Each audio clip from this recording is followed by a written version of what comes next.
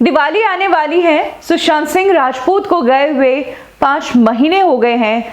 Justice के लिए अभी तक इंतजार है और इसी बीते हुए समय पर अब शेखर सुमन ने रिएक्ट करते हुए कहा है, दिवाली लाइट्स का त्योहार है, लेकिन इस बार की दिवाली काली दिवाली है, क्योंकि हमने एसएसआर को 14 को ही खोया था 6 महीने पहले। इसीलिए इस बार दिवाली पे एक दिया सुशांत के नाम का जलाएं, जहां कहीं भी हो वो इस दिए की तरह चमके।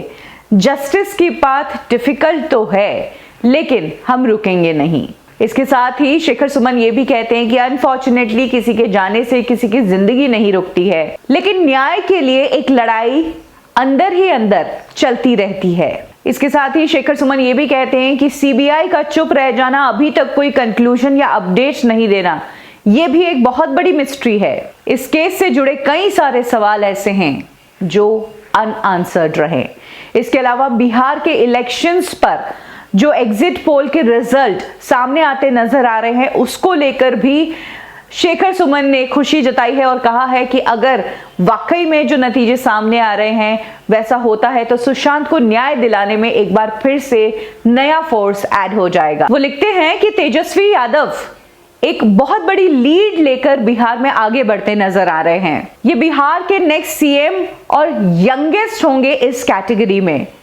तेजस्वी यादव उन चंद लोगों में से एक थे जब सुशांत सिंह राजपूत केस में मैं शुरुआत में इनसे मिला था। मैं आशा करता हूं कि अगर तेजस्वी यादव पावर में आते हैं तो डेफिनेटली इस केस को लेकर दबाव जरूर बनाएंगे। तो कुछ इस तरह से एक बार फिर से शेखर सुमन ने उम्मीद जताई है कि अब जब मामला जिस एंगल से दबाया है उसी एंगल से उठाया जा सकता है। अगर सुशांत सिंह राजपूत केस में चुप्पी साधी हुई है पॉलिटिक्स के कारण, तो इसी पॉलिटिक्स के ही कुछ लोग फिर से इस मामले को चमका सकते हैं। सुशांत के जस्टिस के लिए महीनों से लोग लड़ रहे हैं, एकजुट होकर इन्हें तोड़ने की कोशिश की गई, इनकी आवाज दबाने की कोशिश की गई, लेकिन कुछ भी कर लो, जस्टिस सुशांत का हक है जो उन्हें मिलनी चाहिए और इसी हक के लिए ये लोग लड़ते रहेंगे।